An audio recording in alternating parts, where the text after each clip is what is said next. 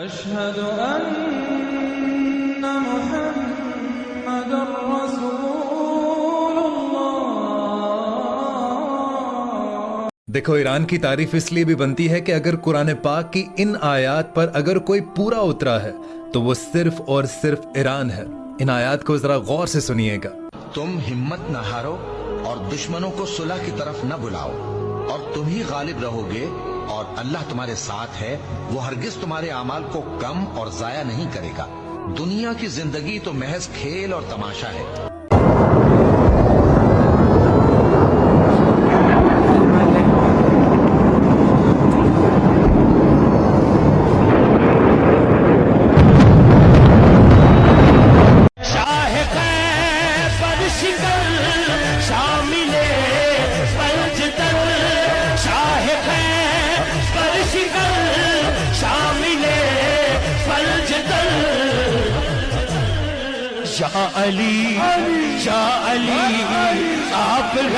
لا كورة كولي يمشي كولي، واحدة كولي جريله هي خنيسي خطيرة، والكورة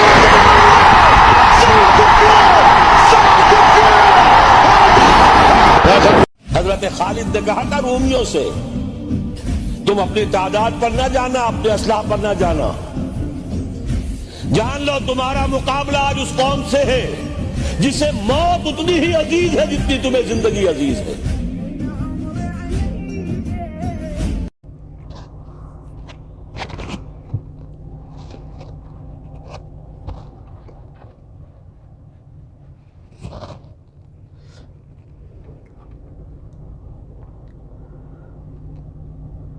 अस्सलामु अलैकुम रहमतुल्लाहि व बरकातुहू। आज 11 जुलाई 2025 है और सुबह का तकरीबन 8:30 होने को आ रहे हैं और आज की ये दूसरी वीडियो है।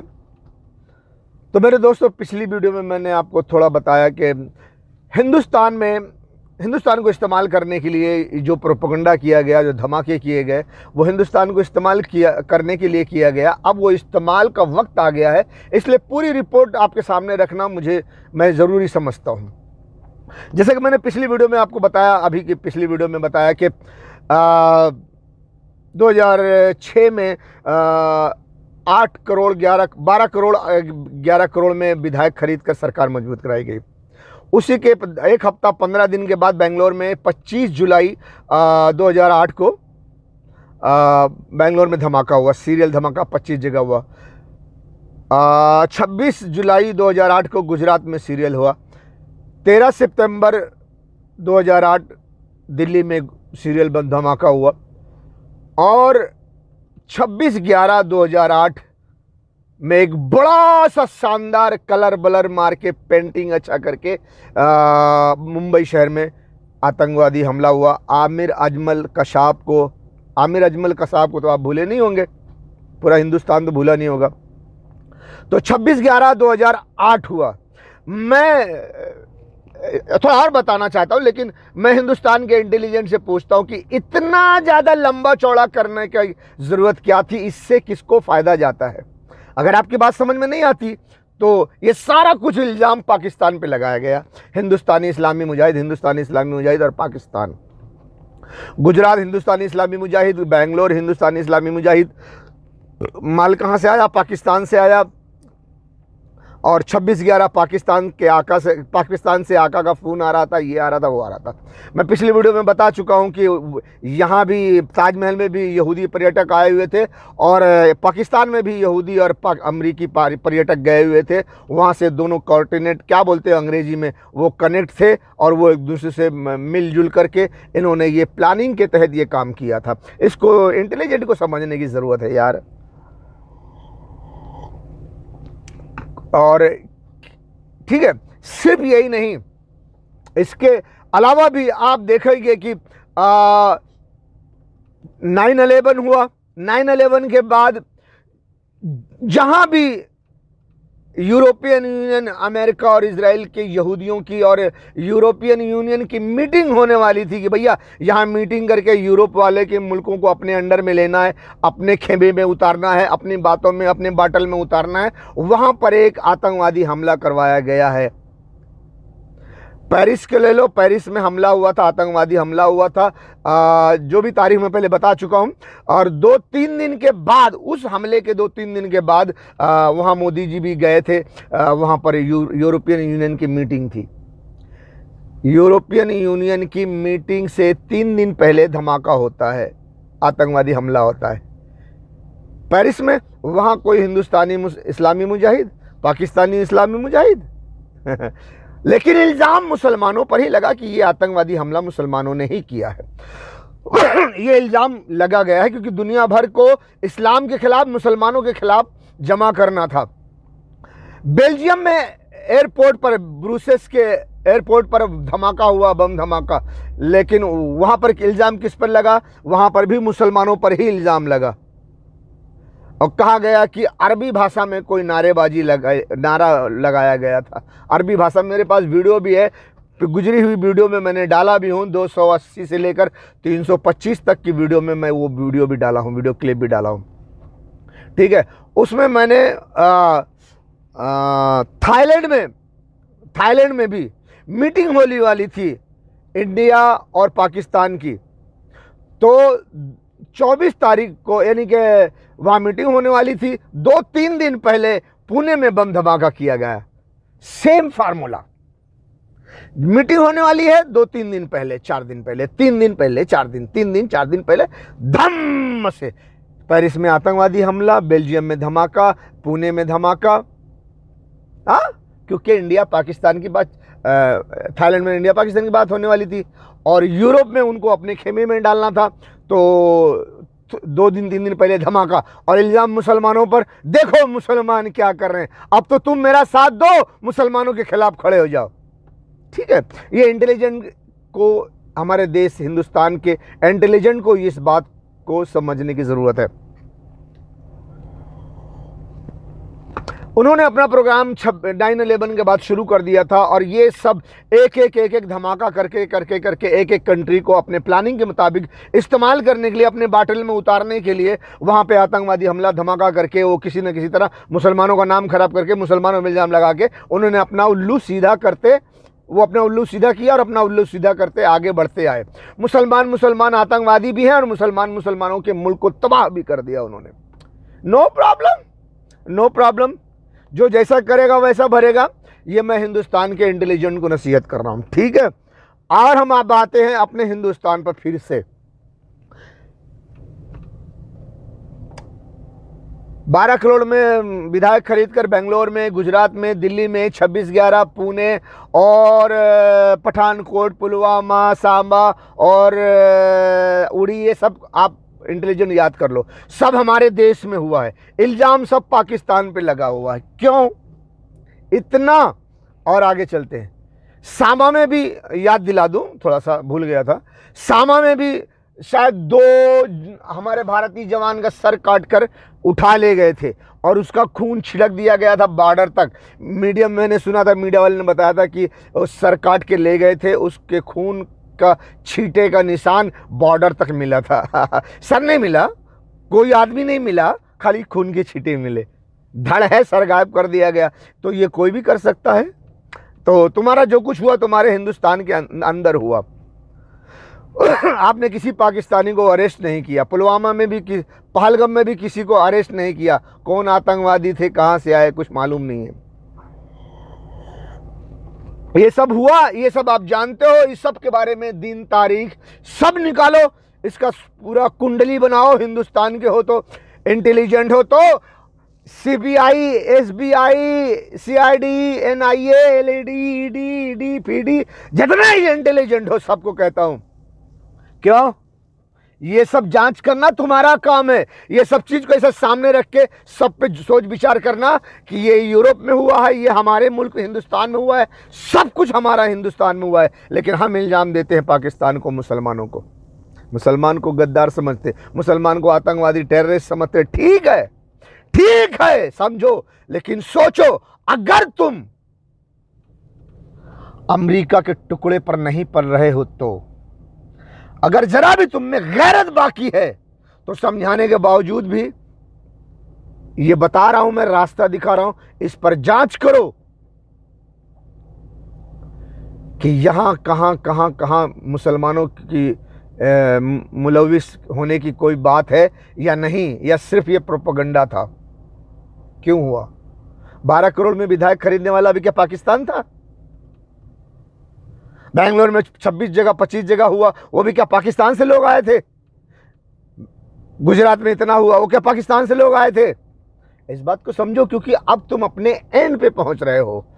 जिस काम के लिए ये सब करवाया गया था, जिस मकसद के लिए ये सब प्लान किया गया था, उस मकसद पर अब हिंदुस्तान का वो दोस्त जो दुश्मनी कर रहा है वो वहां पहुंचने वाला है। जब वो वहां पहुंचेगा तो पूरा देश खंडर हो जाएगा। इसलिए इस पर सोचो, अब तुम बिल्कुल एंड पर पहुंचने वाले हो।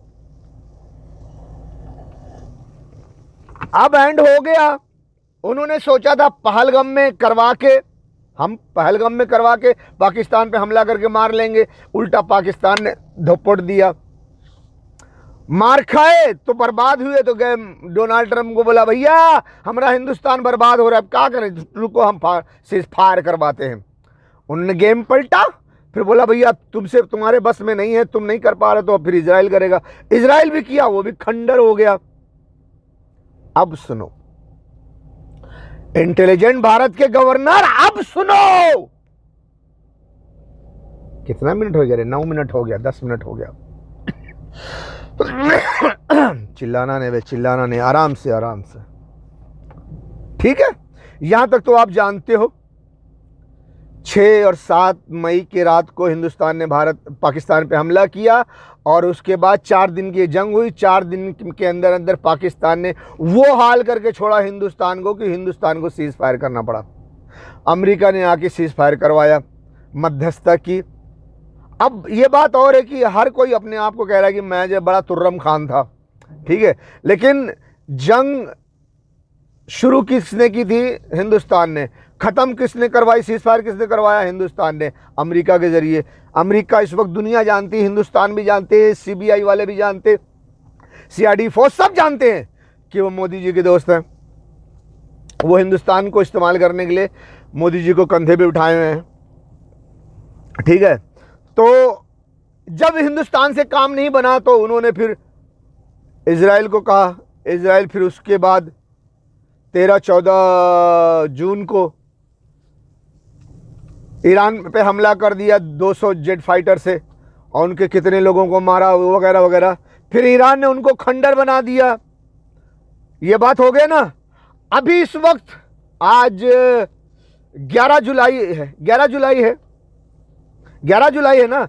इस वक्त क्या न्यूज़ देख लो, अभी ईरान और इजराइल में सीज फायर हो गया, लेकिन फिर भी कभी कभी कुछ छुटबुट नज़र आ जाता है। अब अभी लास्ट मोमेंट में जो मुझे कल परसों कुछ वीडियोज़ मिली है, तो मैं इस पे बताना चाहता हूँ कि अब जो है इजराइल और अमेरिका की मीटिंग हुई है, ठीक है। अब इंडिया का न्यूज़ बता रहा है, नेशनल न्यूज़ बता रहा है, रिपब्लिक भारत बता रहा है, 9 TV बता रहा है कि इजराइल के बिन्यामीन नेतन्याहू अमेरिका गए हुए हैं, वहाँ पर मीटिंग है। मीटिंग की वीडियो भी बराबर है मेरे पास, बताया गया। लेकिन मीडिया कहता है कि हमें नहीं पता कि मीटिंग में क्या बात हुई, लेकिन हमारा जो अंदाज़ा है वो उन्होंने बयान किया, वो यही बता रहे हैं, डिफाइन कर रहे हैं, क्या करते हैं वो ये फैसला कर रहे हैं कि नेतन्याहू जब डोनाल्ड ट्रंप से मिले, मीटिंग में गए, तो यही हो रहा होगा कि अब क्या करें। अब वो ईरान पर न्यूक्लियर मारने का प्रोग्राम बनाएंगे। ये वीडियो मैं आपको दिखाऊंगा, ये 12 मिनट पे।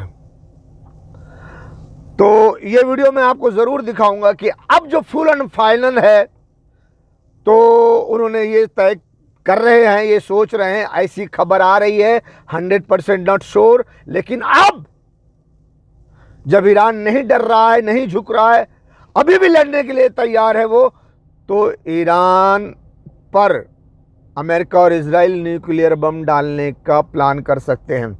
मीडिया कहता है कि या तो इजराइल डालेगा या तो अमेरिका डालेगा। पर मैंने 2016 में हिंदुस्तान के पुलिस कमिश्नर ऑफिस में वहाँ पर जाकर लेटर दे के बता के समझा के 2 महीने के बाद वहाँ बुलाया गया था मुझे इंटरव्यू देकर, मैं बाकायदा अच्छी तरह समझा के आया हूँ कि ईरान को हिंदुस्तान से 2 न्यूक्लियर मिसाइल मारी जाएगी। ये मेरी हर वीडियो में ये पोस्टर आपको मिलेगा। यानी अब उस मरहले तक पहुंच गए हैं कि अब इजराइल और अमेरिका के पास कोई रास्ता नहीं सिवाय इसके कि ईरान पर वो न्यूक्लियर मारे, हिरोशिमा और नागासाकी की तरह, जापान की तरह। तो ईरान को भारी तबाही से कोई नहीं बचा सकता।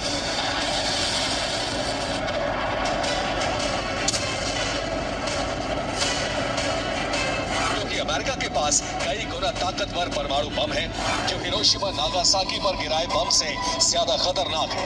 तबाही का दायरा कई गुना बढ़ सकता है।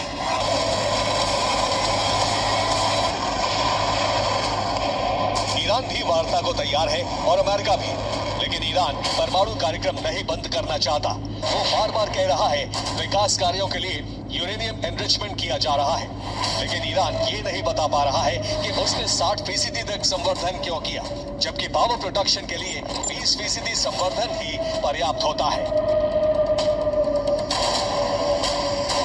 यानी ईरान सीक्रेटली परमाणु बम बनाने की तरफ बढ़ रहा है।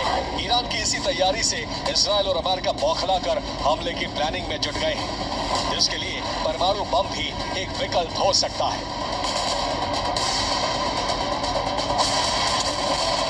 बड़ा फैसला, 100 धर्मगुरुओं का खामेनेई को समर्थन है। युद्ध में खामेनेई का साथ देने का ऐलान इन धर्मगुरुओं ने कर दिया है।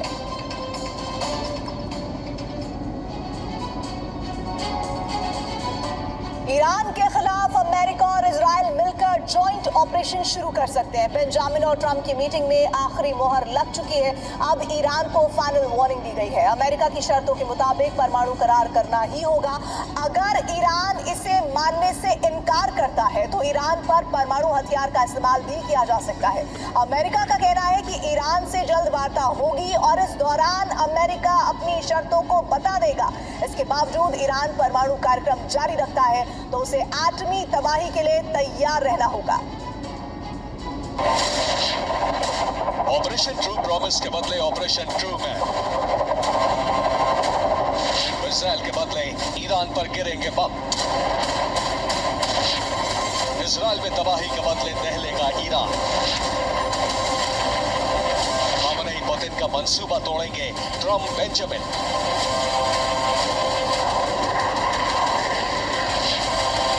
और इसके लिए ट्रंप और बेंजामिन ने सीक्रेटली बातचीत की, जिसमें ईरान को लेकर बड़ा प्लान बताया।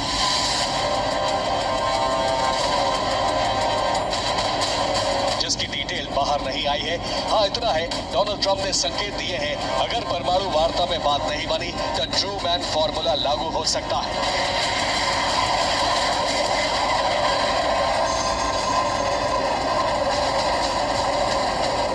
जैसे अमेरिका ने 1941 में 40 में जापान में 2 न्यूक्लियर मारा था,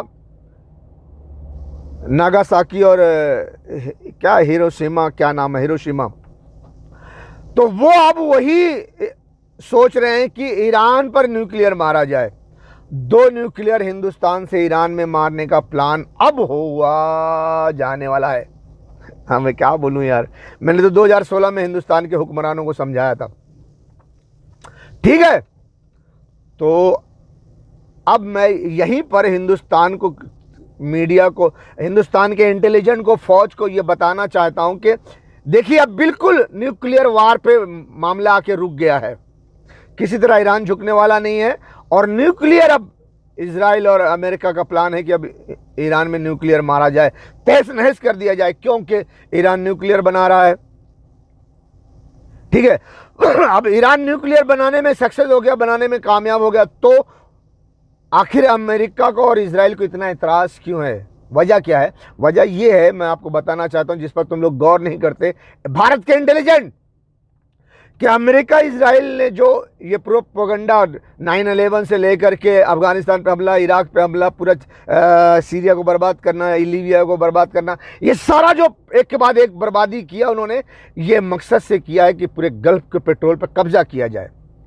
और गल्फ के मुसलमानों की कंट्री है, मुसलमान कंट्री पे जब कब्जा करने का प्लान से वो आ रहे हैं, गजा, लेबनान और हूती और क्या कहते हैं यमन को मारते हुए, तो पूरे गल्फ पे कब्जा करेंगे। तो और ईरान के पास अगर न्यूक्लियर होगा तो कब्जा करना बहुत मुश्किल होगा, इसलिए किसी भी कीमत पर ईरान के पास न्यूक्लियर ना हो।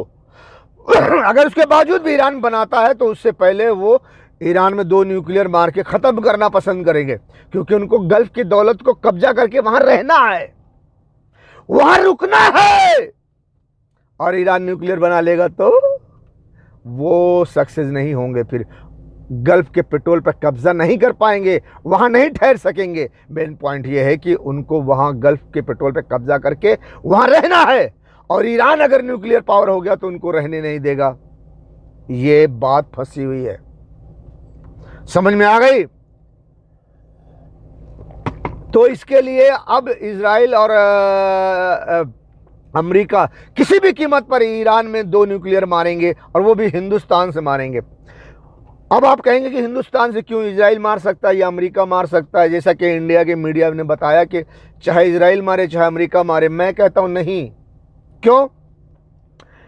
क्योंकि अमेरिका को ये पता है, इजराइल को भी पता है कि हो न हो, चाहे दूसरी कंट्री से ईरान ने ले लिया हो, चाहे वो खुद ने बना लिया हो, अगर हमने जरा हरकत की और ईरान ने न्यूक्लियर इस्तेमाल कर लिया, अब उसकी मिसाइल पावर को वो देख चुके हैं, अगर ईरान ने न्यूक्लियर पावर को इस्तेमाल कर लिया तो इजराइल सफ़ेद हस्ती से मिट जाएगा, और फिर वो पूरे गल्फ को भी मिटा देगा। क्योंकि अमेरिका से जीतना ईरान के लिए तो मुश्किल है, तो वो सोचेगा भाई हम नहीं तो तुम भी नहीं, दफा हो जाओ, पूरा गल्फ भी दफा हो जाए, इजराइल भी दफा हो जाए। और ये इजराइल और अमेरिका कभी नहीं चाहेंगे कि पूरे गल्फ पर न्यूक्लियर मार के ख़त्म कर दिया जाए और पूरे इजराइल को ख़त्म कर दिया जाए। इसके लिए वो इजराइल और अमेरिका ईरान से इतना बड़ा पंगा नहीं लेंगे, समझे बात? तो ऐसा रास्ता वो निकालने वाले हैं कि जिससे सांप भी मर जाए लाठी भी ना टूटे। तो इसके लिए वो ईरान को मारने के लिए हिंदुस्तान को चुनेंगे। क्यों? अगर न्यूक्लियर मिसाइल हिंदुस्तान की तरफ से आएगी ईरान में, तो ईरान अगर जवाबी कार्रवाई करेगा तो फिर वो हिंदुस्तान को करेगा। गल्फ और इजराइल सेफ रहेंगे, क्योंकि उनको गल्फ पे कब्जा करके वहां रहना है, वहां की दौलत पे कब्जा करना है, पेट्रोल निकालना है, वहां दंगा फसाद नहीं चाहिए। तो भैया हिंदुस्तान तुम तैयार हो जाओ, तुम ईरान में 2 न्यूक्लियर मिसाइल मारो।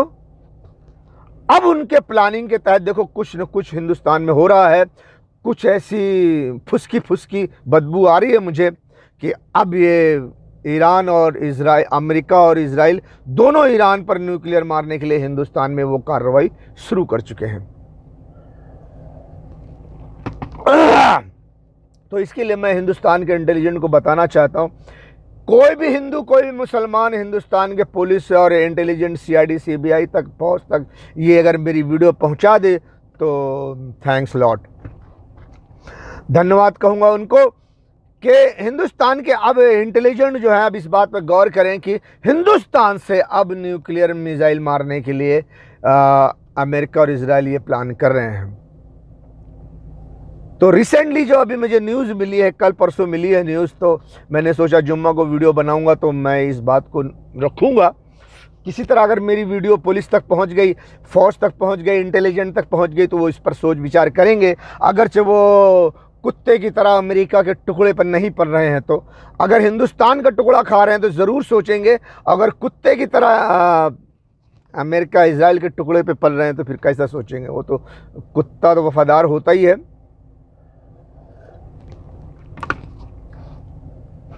अभी भी रिसेंटली मैंने 2 दिन पहले एक न्यूज़ देखी, एक नहीं कई न्यूज़ देखी। देखो जो भी है अब मैं उस पर समझाने चला हूँ, अभी नहीं समझाऊंगा, एक वीडियो के बाद समझाऊंगा। और मेरी वीडियो देखते रहें तो आपको ये मैं बताऊंगा कि जो अमेरिका और इजराइल जो ईरान पे न्यूक्लियर बम मारने के लिए, मिसाइल मारने के लिए जो प्लान हिंदुस्तान में कर रहे हैं, उसकी खुशबू आ गई है। वो प्लान पर वो अमल शुरू हो गया है। तो मैं आज की वीडियो में बताऊंगा ये। तो चूंकि ये वीडियो स्टेप बाय स्टेप बताते जाऊँ ना, ताकि आपके समझ में आए। तो 2-4 दिन पहले मैंने वीडियो देखी है, कुछ वाकया मैं आपको बता देता हूँ फटाक से, अगले वीडियो में मैं आपको बताऊंगा। एक वीडियो ये देखी मैंने कि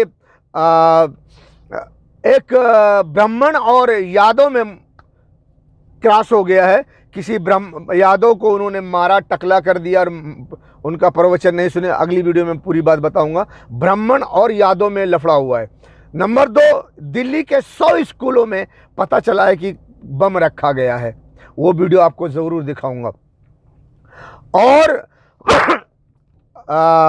इसके अलावा मुंबई शहर में अब किसी हिंदी भाषा पर बोलने पर एतराज़ हो रहा है कि मुंबई शहर में रहना है तो हिंदी भाषा नहीं, मराठी भाषा में बात करनी होगी। ये बातें आ रही हैं। तो इसका मतलब क्या है, कहाँ से क्या मतलब निकलता है, मैं अगले वीडियो में सब बताने वाला हूँ। तो मेरी वीडियो कंटिन्यूस देखें तो आप इस बात को समझाऊंगा मैं कि हिंदुस्तान को कैसे अंग्रेज इस्तेमाल करके हिंदुस्तान के ज़रिए ईरान में 2 न्यूक्लियर मारना चाह रहे हैं और किस तरह से प्लानिंग कर रहे हैं, ताकि इंटेलिजेंट को, हमारे देश के CID ब्रांच वगैरह को, इंटेलिजेंट को ये बात आसानी से समझ आ जाए। ध्यान दो, क्योंकि ईरान पर डायरेक्ट अमेरिका इजराइल हमला नहीं कर सकते। अगर वो करते हैं डायरेक्ट ईरान पर हमला, तो ईरान पहले फुर्सत में इजराइल का नामो निशान मिटा देगा। इतनी मिसाइल्स उसके पास, इतने हथियार हैं। और वो इजराइल भी जानता है, अमेरिका भी जानता है, ब्रिटेन फ्रांस सभी जानते हैं, ऑस्ट्रेलिया भी जानता है। इसीलिए डायरेक्ट ईरान पर हमला कोई नहीं करेगा। क्यों? इजराइल खत्म हो जाएगा, इजराइल को सेव करना है। इसलिए ईरान को हिंदुस्तान से मारा जाए, हिंदुस्तान को इस्तेमाल करके ईरान को मारा जाए, ताकि ईरान अगर कोई जवाबी कार्रवाई करे तो वो हिंदुस्तान में करे, इजराइल सेफ रहे। इसीलिए ईरान को मारने के लिए हिंदुस्तान को चुना गया है। इन लाशों को, गोश्त के टुकड़ों को देखकर तुम्हें गैरत क्यों नहीं आती? तुम कैसे सोते हो? तुम कैसे पीते हो? तुम कैसे खाते हो? तुम कैसे जिंदगी गुजारते हो? ए बेगैरतों, ए जर्देलो, ए हुक्मरानों, तुम कब जागोगे? कब जागोगे? ए बेगैरत हुक्मरानों, इन लाशों को, गोश्त के टुकड़ों को देखकर तुम्हें गैरत क्यों नहीं आती? तुम कैसे सोते हो? तुम कैसे पीते हो? तुम कैसे खाते हो? तुम कैसे जिंदगी गुजारते हो? ए बेगैरतों, ए जर्देलो, ए हुक्मरानों, तुम कब जागोगे? कब जागोगे? वो बेचारे फरियाद कर रहे हैं, बुला रहे हैं तुम्हें। कोई हाफिज कुरान आर्मी चीफ साहब रसूलुल्लाह की उम्मत कट रही है। लोग उनके आज़ा के टुकड़े चादर में समेट रहे हैं। तुम अपने एटम बम और मिसाइलों के साथ तमाशा देख रहे हो। हमसे बर्दाश्त नहीं हो सकता, हम ये नहीं देख सकते, हम ये बर्दाश्त नहीं कर सकते। जुर्रत करो।